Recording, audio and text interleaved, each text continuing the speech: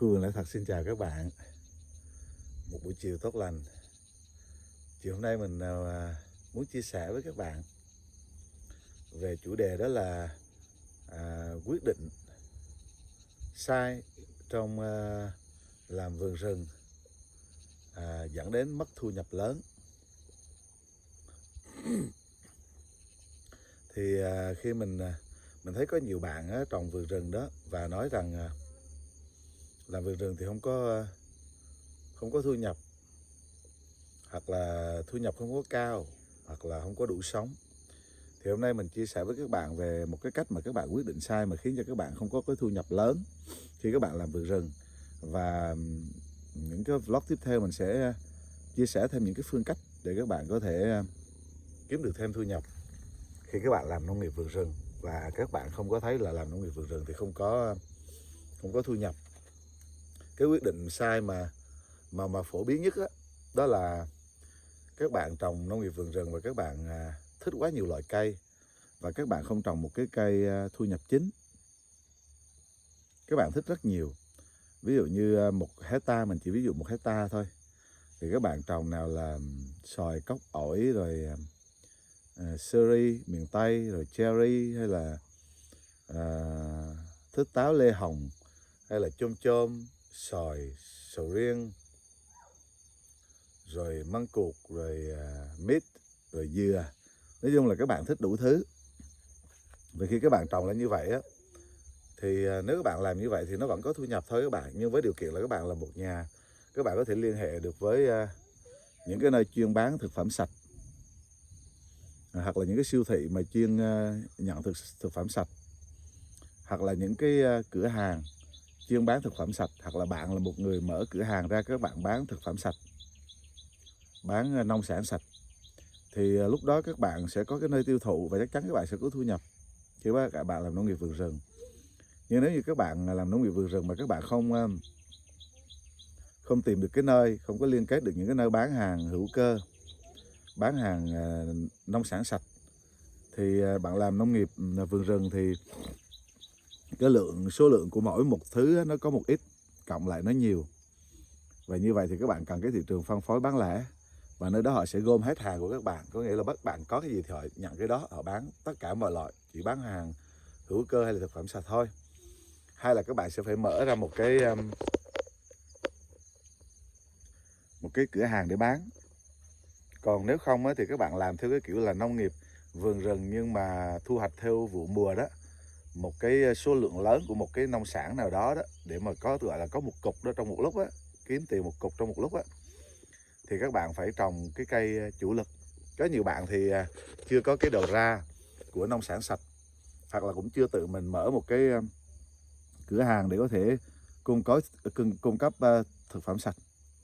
Chứ các bạn muốn có thu nhập là các bạn phải có một cái sạp ngoài chợ hay là ngoài đường gì đó, để mỗi ngày các bạn lấy đủ thứ trong khu vườn của các bạn ra và các bạn bán, thì các bạn có thu nhập, gọi là đi lượm tiền lẻ mỗi ngày. Đó là cái kinh tế mà các bạn có để mua sắm những cái thứ lặt vặt trong cuộc sống. Nhưng nếu các bạn muốn có một số tiền lớn thì các bạn phải có một cái cây chủ lực, gọi là cái cây chính trong khu vườn. Ví dụ như vườn của mình gần 3 hecta thì mình trồng cái cây chủ lực thu nhập chính của mình đó là cái cây mắc ca. Và cây thu nhập phụ thứ hai đó là cây cao. Và cây thứ ba đó là cây bơ. Như vậy thì khi bạn trồng vườn rừng, đầu tiên là bạn phải ưu tiên những cái cây mà nó tự chăm sóc nó tốt. Vì mình trồng theo phương cách tự nhiên thì chúng ta không có bỏ phân hay là tưới nước, chúng ta không hỗ trợ nó nhiều. Thì như vậy thì khả năng của nó phải có khả năng thích nghi cao, sức sống mạnh. Thì các bạn phải lựa những cái cây mà thuộc địa phương, hoặc là những cái cây mà nó có khả năng phù hợp nơi các bạn đang trồng và các bạn trồng một cái cây chính. Có nghĩa là các bạn dồn sức lực của các bạn vào để các bạn chăm sóc cái cây đó, đặc biệt hơn những cây khác. Có nhiều bạn chăm sóc dàn trải ra, cây nào cũng muốn chăm cả, thì mỗi cây nó được chăm một ít, thì mỗi cây nó đều ra trái một ít. Và như vậy thì hoặc là nó chăm nó không có được tốt, vì dàn trải ra thì cây nào nó cũng không quá tệ, quá yếu, nhưng mà nó cũng không có quá tốt. Để mà cái sản lượng nó nhiều hay là cái trái nó chất lượng mà các bạn có thể bán được. Nên các bạn phải khi trồng làm nông nghiệp vườn rừng thì các bạn phải có cái cây gọi là cái cây thu nhập chính. Thì mình ưu tiên cắt tỉa và tấp gốc cho cây mách ca là chính. Rồi sau đó cây thứ hai đó là cây cau và cây bơ. Cây cau và cây bơ thì nó tự nó sống tốt các bạn, không cần phải chăm sóc nhiều và nó tự tìm dinh dưỡng được. Cây cau bạn không chăm sóc nó vẫn ra trái thôi. Đất các bạn cứ chăm sóc bình thường, đất không hóa chất thì nó vẫn ra trái bình thường. Thay vì người ta một cây ra một mùa khoảng 30 kg thì mình cứ tính như vậy đi, 30 kg thì mình không chăm sóc gì hết, ví dụ thôi nha, chứ còn vườn mình tốt thì đến ngày cũng ra chừng đó thôi, là họ chăm sóc 4 phân, còn chúng ta không thì nó cũng được 10 mấy kg, 20 kg. Thì như vậy thì chúng ta vẫn có thu nhập, đó là thu nhập về cái thu nhập thứ hai. Rồi thu nhập thứ ba là về bơ. Bơ thì chúng ta không cần chăm sóc gì cả. Nếu như vùng Tây Nguyên, thậm chí là những vùng khác, mình đã từng chứng kiến những cây bơ, và thậm chí ngày xưa gia đình mình ở Đà Nẵng, đó không phải là nơi mà nó có cái đất mà nó quá tốt đâu, nhưng mà cây bơ vẫn trồng không như vậy và trái vẫn đầy các bạn. Không có, ngày xưa không có hóa chất, không có tưới, không có phân bón gì cả các bạn, mà trái cứ mấy mùa là trái nó đầy à. Cây bơ nó rất dễ ra trái. Ngày hôm nay người ta cắt tỉa nhiều quá đến nỗi nó không còn cành ở trên để quang hợp, và rễ ở dưới nó đứt hết rồi. Người ta thêm quăng phân hóa chất là đất nó không những là nó không làm cho nó giàu, người ta quăng những cái cây khác không làm cho nó giàu đất lên, nhưng mà nó bòn rút sức của cái cây họ trồng đó. Và sau đó thì mang trái, nó lấy sức khỏe từ trong cái thân nó ra, nó mang trái. Và xin lỗi các bạn, và theo thời gian thì bắt đầu nó yếu lần và nó không ra trái nữa, thì họ thấy là nó không có nhiều trái, chăm không có tốt được. Nhưng mà thật ra thì họ đã dùng hóa chất và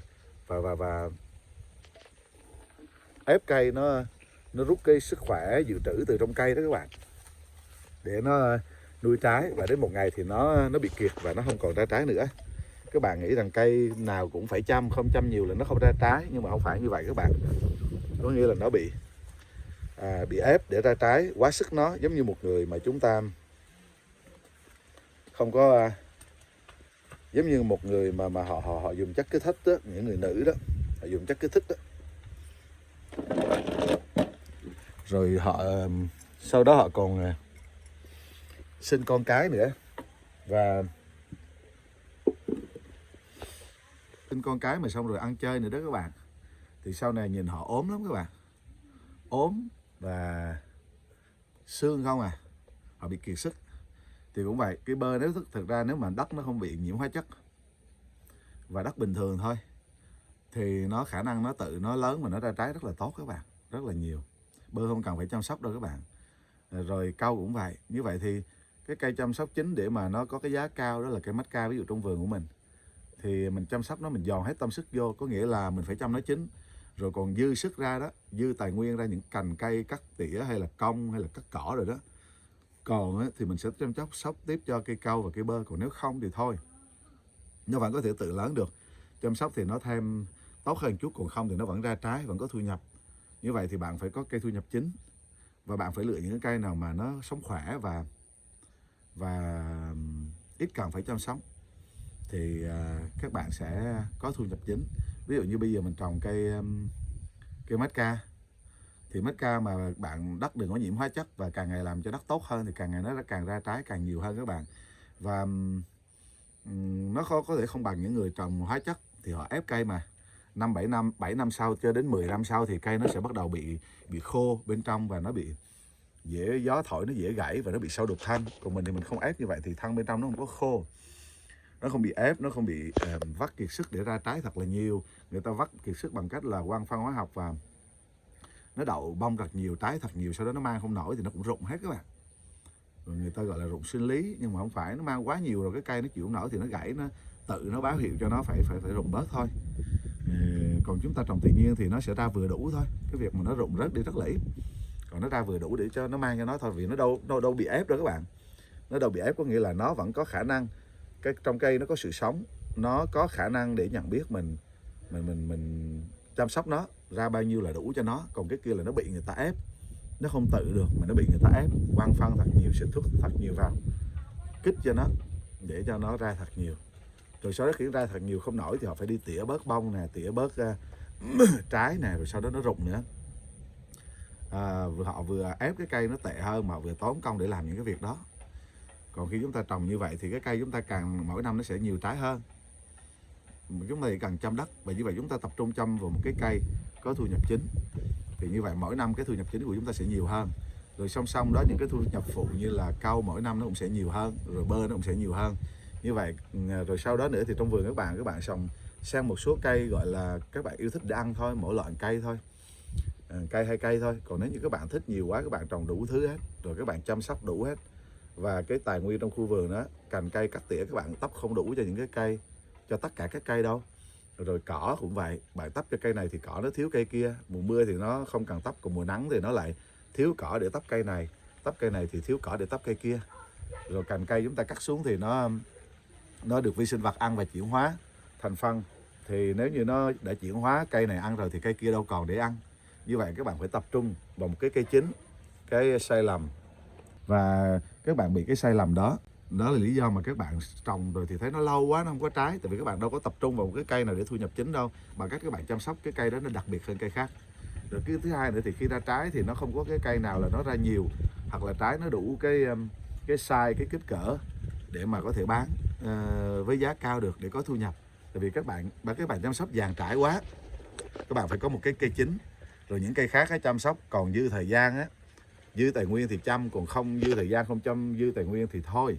Như vậy thì các bạn sẽ trồng cây chính là cái cây mà các bạn sẽ luôn luôn quan tâm phải chăm sóc nó trước mỗi mùa. Rồi cây thứ hai và cây thứ ba thì phải là những cái cây có khả năng tự sống và tự mang trái để gọi là thu nhập phụ trong khu vườn nữa. Thì như vậy thì các bạn sẽ có thu nhập tốt, ổn định. Ví dụ như các bạn không trồng bơ đúng không, không trồng cau giống mình, thì các bạn trồng một cây nào đó mà các bạn thích. Ví dụ như các bạn thích mít hay là xoài, thì các bạn trồng cây mít hoặc là cây xoài làm cái cây chính, số lượng nhiều trong vườn. Ví dụ 1 hectare các bạn trồng 100 cây. Rồi sau đó các bạn có thể trồng xen vào đó những cái cây thu nhập phụ như là cau. Trên cây cau đó các bạn cũng có thể thả tiêu lên nữa. Tiêu bạn có thể trồng tự nhiên được chứ không phải cần bón phân đâu các bạn. Hoặc là các bạn trồng những cái cây thu nhập phụ khác mà các bạn có thể nghĩ ra và có thể có được diện tích để trồng. Hay là trồng ví dụ như những chỗ đất nghiêng nè, đất xấu nè, đất quá nắng nè, thì các bạn có thể trồng điều để các bạn có thêm thu nhập gọi là thu nhập phụ. Như vậy thì phải có một cái cây chính, rồi sau đó các bạn sẽ tùy theo cái đất của bạn, cái vùng của các bạn mà các bạn sẽ có cái cây để thu nhập phụ.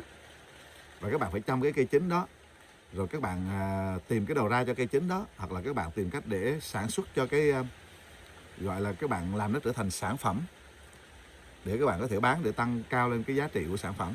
Ví dụ vậy thì các bạn làm vườn rừng các bạn sẽ có thu nhập lớn là chắc chắn là có, nhưng mà quan trọng là các bạn có quyết định đúng khi các bạn mà trồng cây và phân bổ thôi. Nên là đầu tiên là phải có cây chính. Đây là cái ý chính của vlog này mình muốn chia sẻ với các bạn. Các bạn phải có cây chính và các bạn phải chăm cái cây chính đó, và cây đó phải là cây số lượng nhiều nhất ở trong khu vườn. Rồi sau đến cái cây thu nhập phụ thứ hai hoặc thứ ba là đủ rồi, đừng có quá nhiều phụ như vậy. Còn những cây khác chỉ là chúng ta nghĩ là ăn uống trong cuộc sống, hay là có để chia, để cho, để tặng, hay là có để bán lai rai cho vui. Nhiều quá mà được giá mùa nào thì lấy cái đó mà bán, còn không thì thôi để ăn, hoặc là cho nó rớt xuống cho tốt cho phân, hoặc là đem đi cho mọi người. Như vậy thì với một cái cách quyết định như vậy thì chắc chắn bạn làm nông nghiệp vườn rừng bạn sẽ có thu nhập. Nhưng ngày hôm nay có nhiều người bị sai lầm ở chỗ đó là không có cây chính các bạn. Cây nào cũng chín cả, nhiều quá, và như vậy thì cuối cùng không có dồn đủ sức lực và tài nguyên trong khu vườn để chăm sóc cho nó, cả thời gian nữa.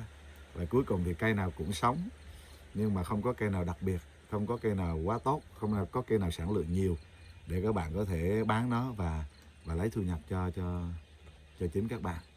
Như vậy thì đó là một trong những chia sẻ mình muốn gửi đến các bạn. Và trong những video sắp đến mình sẽ chia sẻ thêm về vấn đề này. và những cái phương cách cũng như là những cái nhóm cây chúng ta có thể trồng để có thu nhập chính và phụ, và những cái phương cách để chúng ta có thể làm kinh tế tùy theo cái cách mà chúng ta xây dựng mô hình. Người có thời gian nhiều hay là ít thời gian, người trồng vườn lâu lâu mới ghé chăm sóc, hay là người sống luôn tại vườn, thì chúng ta có nhiều cái phương cách khác nhau để có thu nhập ở trong khu vườn. Hy vọng các bạn yêu thích điều này, và nếu bạn là người lần đầu tiên ghé qua khu vườn Lẽ Thật và yêu thích về những gì mình chia sẻ thì bạn cho mình một like, một subscribe, một đăng ký kênh các bạn, và hẹn sớm gặp lại các bạn vào những vlog tiếp theo với những chia sẻ hy vọng là bổ ích và giúp đỡ cho các bạn thêm trong đời sống nông nghiệp bền vững. Khu vườn Lẽ Thật xin chào các bạn và hẹn gặp lại các bạn vào những vlog tiếp theo. Khu vườn Lẽ Thật xin chào, bye bye.